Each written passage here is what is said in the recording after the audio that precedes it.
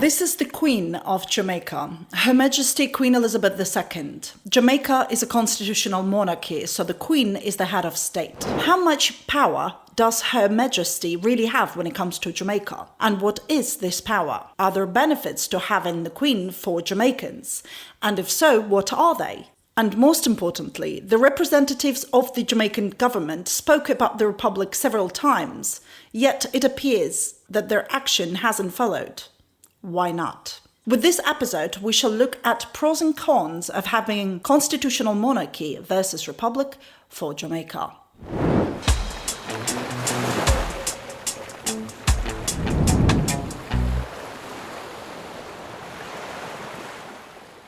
Disclaimer first. As an investigative journalist, to write this documentary, I've done a lot of research, starting from the Jamaican Constitution and other documents, the history of governments, case studies of all the countries, and ending with studying opinions about this topic in newspaper articles and forums and so on. You can find the links to all of these sources in the description of this video. However, none of this makes me an expert on the subject. If I've missed something, or you believe that some information is inaccurate, please make sure to let us know in the comment section below and check the pinned comment. I'll be adding any up-to-date corrections there if they come up. For those who don't know me, my name is Irina. I'm originally from Ukraine, but I'm a resident in Jamaica. I don't have any voting rights in Jamaica. I'm neutral about Jamaican politics, and I don't have a formed opinion on the topic of the video. This is my unique advantage, which allows me to be unbiased and provide information without pushing some kind of agenda. The only thing I do believe in that it's important for people to make informative decisions, and we shall start with the core of the problem. Definitions. One of the reasons why the topic of this video is rarely brought up to the public in a form of entertainment with facts and evidence is because it's extremely difficult to understand, regardless how much knowledge and intelligence we have. This is simply because it's a part of political science, where every single concept is undefined. For example, what is a nation? A nation is a large body of people united by common descent, history, culture, or language, inhabiting a particular country. Except it isn't. People of the same nation can live in different countries. If you're Jamaican and live in Canada, you're still a part of the Jamaican nation. Sometimes several nations live in one country, like in the USA. Sometimes representatives of the same nation can speak different languages or have only some part of common history, but not all of it. And where do we draw the line? And now try to tell the difference between a nation, a country, a government, and a state. As you can imagine, there are all sorts of definitions. In political science, if you scratch the surface, the rabbit hole opens up with the vortex of information that sucks you in, and at the end, there is no end. So let me just define things as straightforward as possible to make it easy to understand the whole video. A nation is everything to do with the people. A country, it's everything to do with the land. A government, it's a system that governs the people and the land. A state, it's like everything together. It's a nation that has its own land and government. In general, political science can be very confusing and vague, not because somebody is trying to mislead people into believing things. It's because it's social science. It's not exact like maths and physics, where there are precise things and a lot depends on laws of nature. Social sciences are all about humans. And you know how humans are, right? So there you go. For most of prehistory, human population lived in stateless societies. The earliest forms of states rose about 5,500 years ago with the rapid growth of cities, invention of writing, and the rise of new forms of religion. The head of state was often somebody who claimed divine powers and origins, like the pharaohs in Egypt, who were viewed as living gods. Later, of course, leaders were no longer viewed as gods, at least not directly, and a few attempts to form democratic republics happened. The most common form of government, however, until the 20th century was a monarchy. Today, 44 sovereign nations have a monarch, including 16 Commonwealth realms that have Elizabeth II as their shared head of state. Jamaica is one of them. In 1962, Jamaica gained its independence from the United Kingdom. But if the Queen is the head of state in Jamaica, doesn't it mean that Jamaica is not really independent? Well, let's have a look. The first problem is, of course, the definition. How do you define a word independent? For example, if you say you have an 18-year-old independent son, what do you mean by that? He can be someone who's not influenced by his parents when making decisions, or maybe just lives separately from his parents, or maybe someone who relies on his own income rather than parents' income. In all of these cases, you can say that the child is independent, but it means different things. The situation becomes even more difficult if you try to apply the definition of independent human to a country. These are different concepts. You cannot just take a definition of the adjective independent, free from outside control, thinking and acting for themselves, and apply it to a country. This is not going to work because by this definition, there are no independent countries. Take the United Kingdom. It is dependent on its relationship with European Union, United States, China and other countries. It has to follow international law, all sorts of policies and treaties and regulations and so on. Does that mean that the UK is not an independent country? What about countries that are part of the European Union? And if decisions are made in EU head office in Belgium and then applied to every country, does that mean they're not really independent? Some people say that, by the way, but that's because they use the definition of an adjective independent rather than a definition of a concept independent country. So what is this concept? Can you just put a flag at the top of your house and say, I proclaim this land as an independent country and I am the ruler? Sure, you can say whatever you want, but it's not going to work. And if you ever wondered why, this is because being a country, it's not only how you place yourself in the world and cooperate with it. What's much more important is how the world cooperates with you. Your words, even on paper, are simply not enough.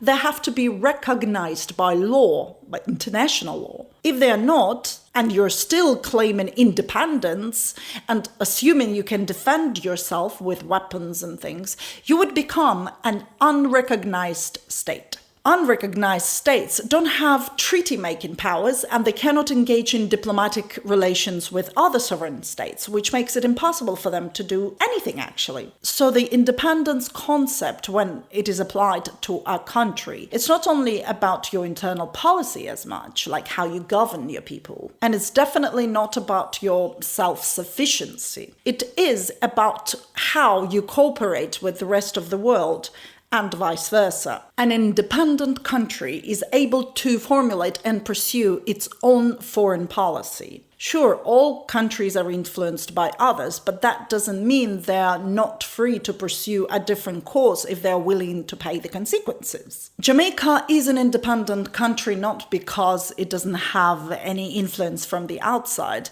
but because it is recognized as such by international law and has its own foreign policy that is different from other countries, including the UK. That is why Jamaica is an independent country, and it doesn't matter who the head of state is. The other point is, I'm sure you know, countries tend to join different organizations in order to gain all sorts of mutual benefits. It can be related to trade, with common market, reduced tariffs, easier travel without restrictions, can be done for protection or to gain some more power and stronger voice and leverage on the world arena. All of this is why countries group up in different organizations. One of these organizations is called the Commonwealth. I've noticed that people often confuse the Commonwealth realm and the Commonwealth of Nations. These are two separate entities. But if you confuse them, I don't blame you, because they are often referred to as simply the Commonwealth, and it gives an impression as if they are the same thing. They're not. Although both of these entities derived from the British colonial past, they serve different purpose. The Commonwealth realm consists of 16 independent countries where Queen Elizabeth II is the head of state. Jamaica is one of these countries. The Commonwealth of Nations, on the other hand, consists of 54 countries, including the previous 16, and the Queen is the head of the Commonwealth, but not the head of each of those states. The Commonwealth realm is essentially a kingdom, while the Commonwealth of Nations is an organization. If you check the Commonwealth of Nations website, it says, working together for prosperity, democracy, and peace. And if you think this sounds familiar, kind of similar to the United Nations, well, you wouldn't be the first one to notice. They're both political associations, both dedicated to solving these big problems of our planet and societies. And in each case, it's very difficult for an average person to evaluate and understand what exactly they do, because it's so complex and vague. For instance, let's improve democracy. Yeah, let's. How? Well, it will take us only 100 steps and 100 years and... In practice, though, this can mean all sorts of things. So they can send people to observe elections, so there is no manipulation with results, no corruption. Or do some training to help run political campaigns so they would be more fair. Stuff like that. There is a page on the Commonwealth of Nations website that lists their work that has already been done in Jamaica. But the interesting part is, whether it's a good thing or a bad thing is actually relevant for the topic of this video. You see, a country can be a member of the Commonwealth of Nations and benefit from whatever it has to offer, if anything, without having the Queen as the head of state. So, regardless if Jamaica becomes a republic or stays a constitutional monarchy, it can still choose to be a member of the Commonwealth of Nations or not. So if people bring up the argument that Jamaica needs to keep the Queen as the head of state to still be a part of the Commonwealth, that's not a good argument, because it's the Commonwealth of Nations that is doing something, not the Commonwealth realm. So these are unrelated questions and should be viewed separately. A similar situation we surprisingly have with the court system. But before we get to that, it's important to understand what is the role of the Queen as the head of state. Is it really just ceremonial? Since 1962, Jamaica is a constitutional monarchy with the Queen as the sovereign. The full royal style and the title of the Queen, Elizabeth II, by the grace of God, of Jamaica and of her other realms and territories Queen, head of the Commonwealth. The Queen is represented on the island by a Governor-General appointed by the Crown on the advice of the Jamaican Prime Minister. And as a constitutional monarch, the Queen of Jamaica acts entirely on the advice of Jamaican government ministers. So, if we read this information from an encyclopedia, the Governor-General's role is claimed to be largely ceremonial, cutting ribbons, making speeches. And the Queen doesn't appear to have any power either, and Her Majesty's role is symbolic. Well, this is where the first question comes in. If Her Majesty is just a symbol, what exactly does this symbol symbolize? As the head of the UK, the Queen symbolises the British culture, history, language, basically everything that can be called great about Great Britain. But when it comes to the other 15 countries, what the Queen symbolises, some people view as precisely the problem. And that is one of the key reasons why the talks about turning the country into a republic have been raised not only in Jamaica, but in all of these 15 countries. The other question that people rarely ask, what are the benefits for the British that the Queen of the UK is the head of state in Jamaica and other countries? I will be going more into this in the documentary Who Owns Jamaica that I'm working on right now. It will take me some time because the research is kind of complicated and I want to get some good interviews. But it will be out on this channel, so make sure to check your bell notification and subscription if you don't want to miss it. Now back to the Queen. You see, in reality, the role of the Queen is not really just symbolic. At least not according to the Jamaican Constitution. The Queen does have quite a lot of power, but the reason everybody says the role is just symbolic is because Her Majesty does not exercise that power. It has never happened in Jamaica, but it did happen in other Commonwealth realm country, in Australia, in 1975, when the Governor-General dismissed the Prime Minister of Australia. It became known as the greatest political and constitutional crisis in Australian history. An angry Mr. Whitlam responded to his sacking in a speech on the steps of Parliament House. Well, may we say, God save the Queen. Because nothing will save the Governor-General. Was it a good decision or a bad decision? You can read the details by yourself. But the point I'm making, yes, His Excellency Governor-General, who represents Her Majesty the Queen, does have power. So let's have a look what the power actually is and also what the limits are to that power. When we talk about power in modern days related to a country, it all comes down to one thing: the law. Law influences every single stage of our life, from crossing the street on green light to signing treaty with the other country. The most important legal document in many states, including Jamaica, is the Constitution, because this is where it is described how the law is created and implemented. So there are three main powers, also called the branches of government. Legislative power, which means making law, this belongs to the Parliament. Executive power, which means enforcing law, making decisions on government policies. This belongs to prime ministers and the cabinet of ministers. And judicial power. This is how justice is made. And this power belongs to the network of courts.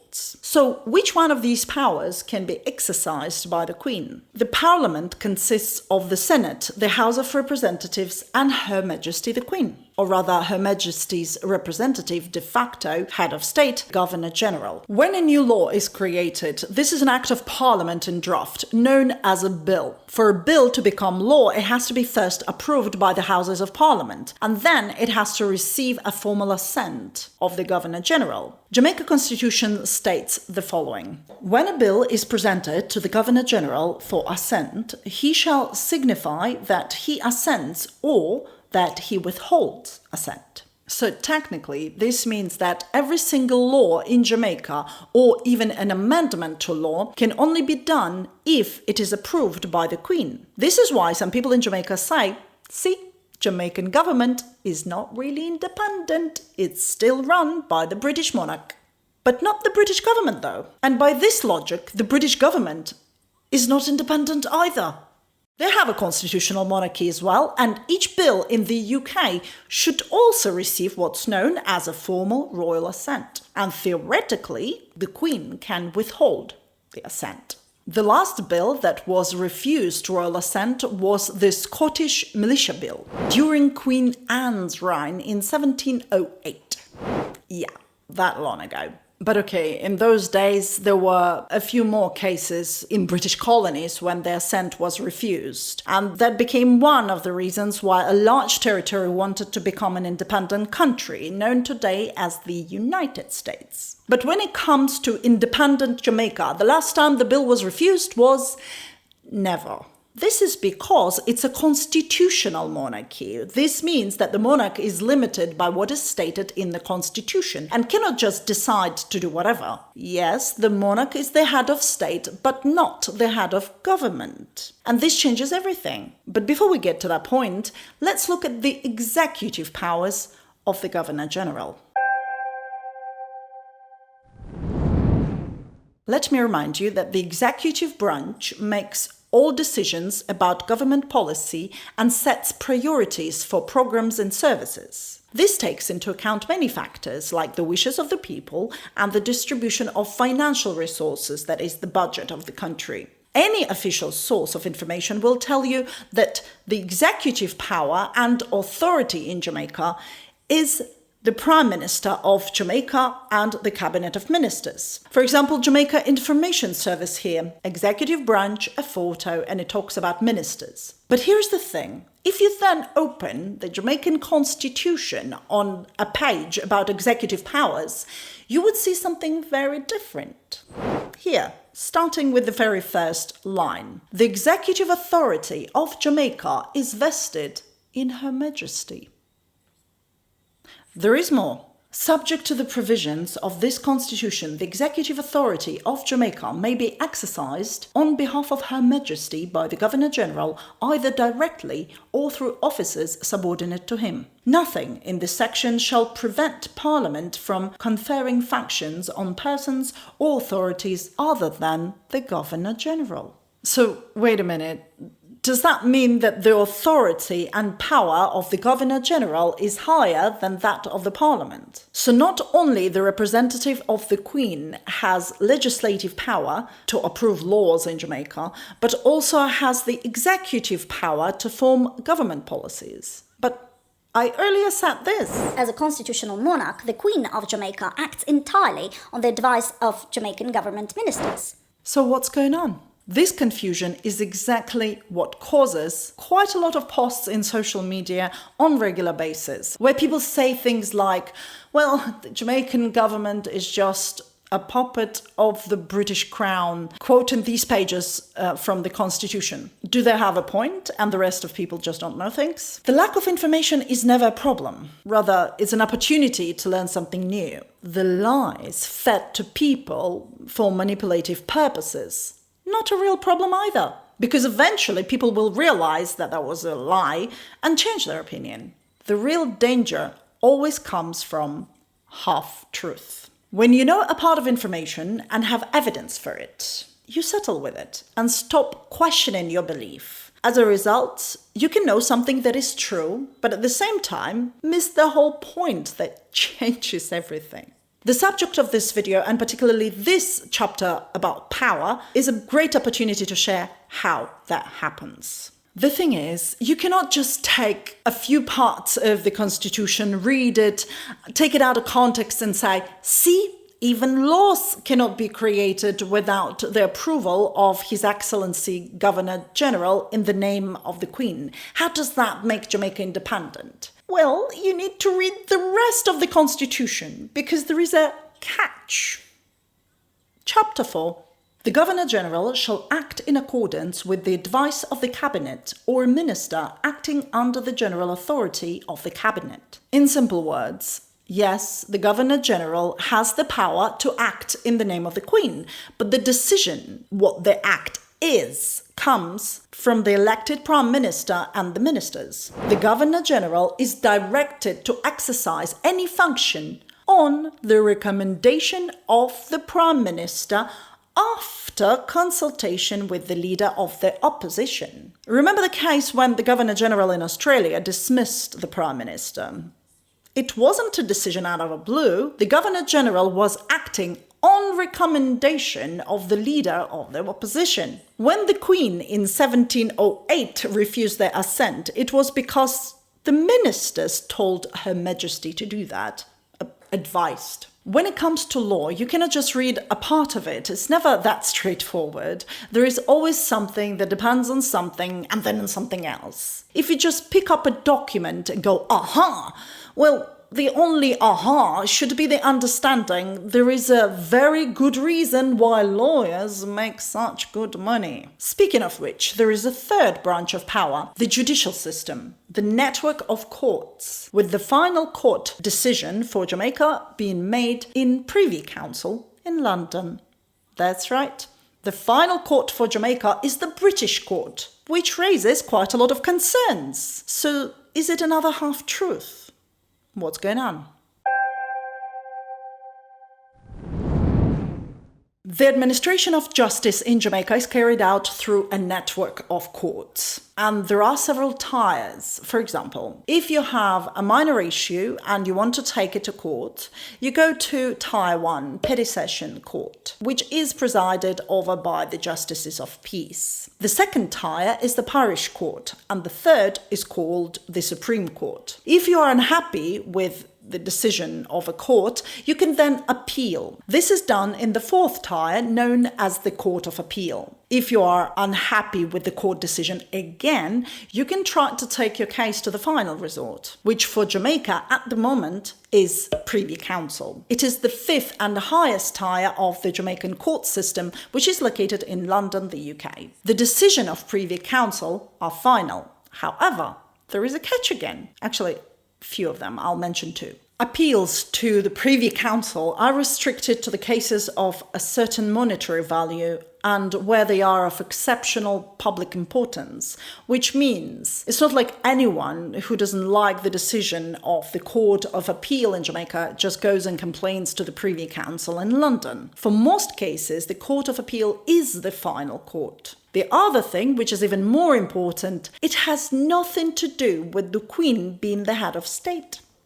See for yourself. Barbados has recently announced that it's going to become a republic, so the Queen will no longer be the head of state from November 2021. But guess what? Barbados removed Privy Council as their final court in 2005, even though the Queen was still the head of state, and replaced it with the Caribbean Court of Justice, which is located in Trinidad and Tobago. Now, here's the fun part. Trinidad and Tobago is a republic. They removed the Queen as the head of state in 1976, yet their final court until the day of publishing this video is Privy Council in London. So, Barbados has had the British monarch as the head of state, but the final court is in Trinidad, while Trinidad has no British monarch, but their final court is in Britain.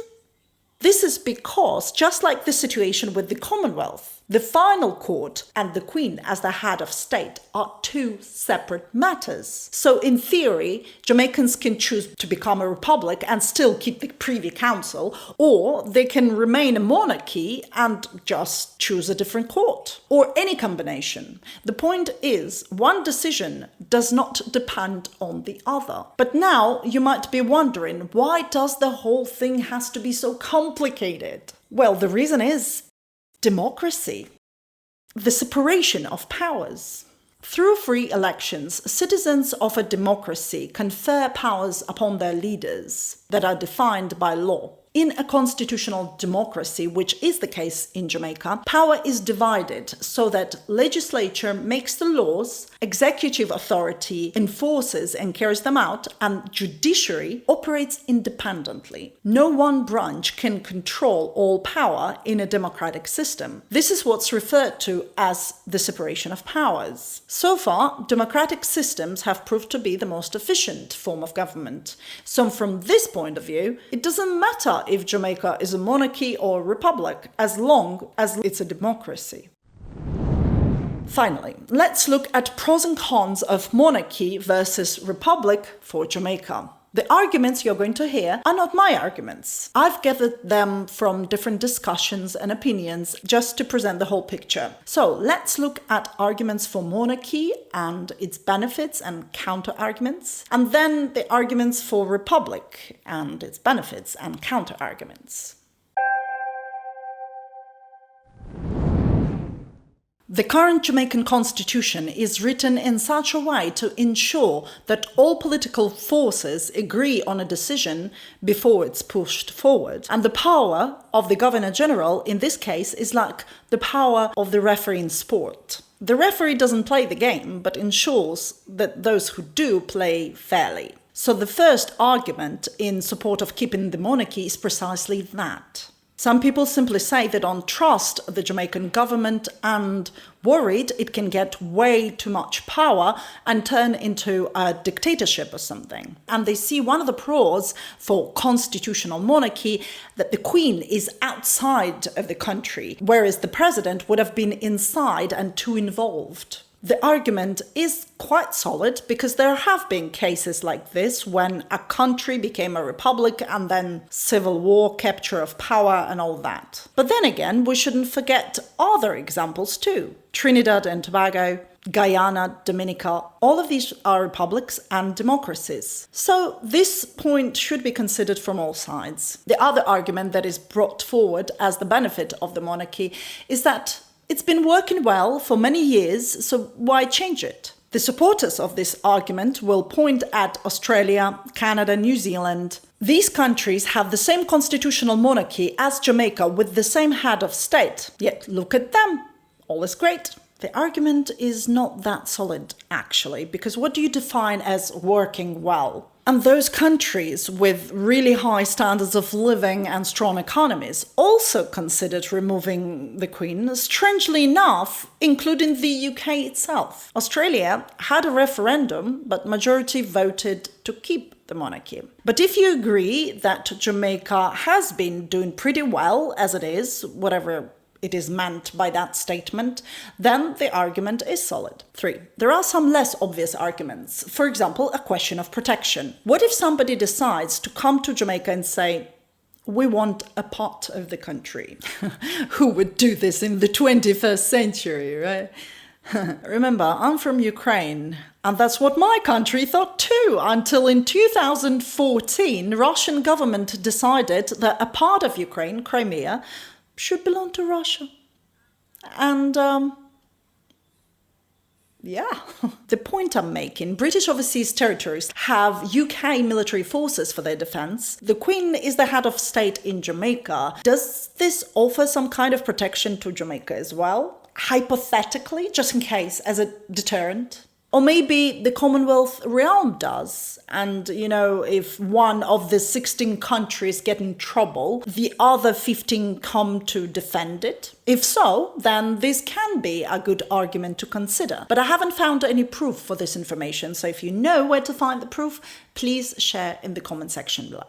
The last and the strongest argument, in my opinion, can be made not so much for monarchy, but rather just to keep the things the way they are because of the costs. It's actually very expensive to change the government system. It's not only the referendum that costs money, but the constitution has to be rewritten, and with laws and cross-referencing everything where the Queen or the Governor General are mentioned, and then changing the whole system, then replacing flags and traditional and ceremonial encounters. It is possible, of course. It's just the time it's going to take and how much Jamaican people would have to pay for it. And then, of course, other steps would have to follow, like the decisions regarding court system and the Commonwealth. And, of course, relationships with all other countries will be affected. They will have to be updated in some way, I guess. This is a part of the answer why there have been talks about the Republic, but the actual steps haven't been taken. And finally, some quite popular arguments for monarchy that shouldn't really be used. For instance, removing the Queen will not help to grow the economy. It will not solve poverty, will not improve our roads, and so on. Sorry, but these arguments are bad. Twice. 1, because they can be reversed. Having the Queen as the head of state, did that help to grow the economy? Did that help to solve poverty? Do you see what I mean? And 2, they are irrelevant. Nobody claims they want to remove the Queen because this is what's going to make the country rich or better. It's very interesting to read how some people pretend they don't understand the reasons why some Jamaicans want their country to become a republic. But okay, let's look at the pros of the republic and counter arguments like I did with the monarchy. The first one, people want somebody of their own cultural background to be the head of state. Somebody who shares their passion for the country and truly cares for the people. The Queen of England cannot possibly do that. And yes, the official title claims that Her Majesty is the Queen of Jamaica. I'm sorry, Her Majesty is not a Jamaican. The original argument is solid because people have the right to have the head of state, theoretical and de facto, who is one of them. 2. Some people make this following argument, and politicians will never bring it up directly or say out loud because it is politically incorrect. But I'm not a politician and this is no telly. So, the argument. Jamaica is called predominantly black country. 92% of Jamaicans are of African descent, and the Queen of England is not. Jamaica doesn't have a problem with racism, especially not like some countries do. But to some people, this is an argument. Not a very good one, though, because it fails 3 times. A, there are white Jamaicans, so they wouldn't be able to become a head of state in this case. B, any Jamaican who takes a DNA test would most likely discover a part of European DNA. C, the real issue in Jamaica is not racism, it's colorism. So how soon will there be a stage, their skin is not dark enough to be the head of state? Sure, these counter-arguments might be viewed as not politically correct either, but they are correct though. A more important factor, and a much more solid argument for a republic. The Queen represents the colonial rule. While writing this script, I realized that Her Majesty Queen Elizabeth II was the Queen of Colony of Jamaica from 1952. I'm sure you know that, but is the realization of how long ago that was? I mean, that was even before Elvis got famous. Just let it set in. The Queen is the head of state in Jamaica for almost 70 years now. When they visit the island's old capital, Spanish Town, so that all the great crowd may see them, the royal visitors take their places by a statue of Rodney, whose naval victories rid Jamaica of the threat of French invasion in the late 18th century. Queen Elizabeth is the longest lived and the longest reigning British monarch, the longest serving female head of state in world history. This gives people certain sentiments, and indeed, the Queen is incredibly popular among many people, but the colonial rule isn't. It just so happens that the Queen and the British royal family are directly linked to that colonial past, whether we like it or not. So the argument is not let's forget the past, but rather let's move forward. And some people think that the Republic is the move forward. But here's another thing I've noticed. The points for the Republic are always presented as more emotional, while the points to keep the monarchy are given as practical. Are there any practical reasons to become a republic? To be honest, not that many. For example, some argue that Jamaican taxpayers spend too much money on King's House to support Governor General. So if the Queen is not the head of state, Jamaicans wouldn't be spending all this money, which in turn can be used for something more practical. Unfortunately, this argument is not a good one, because if there is a republic and the Governor General no longer has the role, there will be a different head of state, like a president, and this very same expense will remain. And if you combine the head of state and the head of government, like the prime minister do both, then there is an issue with separation of powers. From the practical side, the best argument is probably the following. Just because a former colony of the UK is now a republic, it doesn't mean it has to break links with the UK. Trinidad is a republic, and its citizens don't even need a visa to go to the UK. Jamaican citizens do, even though the Queen is the head of state in Jamaica. So what are the links people talk about? The important link to the UK is trade, commerce, travel, tourism. None of this is related to the Queen being the head of state. The argument is pretty strong, except that it's not really for the Republic, but more like doesn't matter if Jamaica is a monarchy or republic when it comes to links to the UK. The truth is, Jamaica needs to have links not only to the UK, but the more links, the better. So, to wrap it up. 1. Jamaica is a part of the Commonwealth. It can still be the part of the Commonwealth of Nations, regardless if the Queen is the head of state or not. 2. Jamaica uses Privy Council in London as its final court, but Jamaica can choose a different court or remain with Privy Council regardless if the Queen is the head of state or not. These two arguments are irrelevant to the question whether Jamaica should remain a constitutional monarchy or become a republic. 3. The strongest arguments to remain constitutional monarchy is the separation of powers, the risks connected with the republic, and the cost of changing the form of government. which can be a huge expense for Jamaicans. 4. The strongest arguments to become a republic is to leave the colonial past behind and start a new chapter in Jamaican history. But of course, it will depend on Jamaican people whether this chapter will be all about great success. What do you think?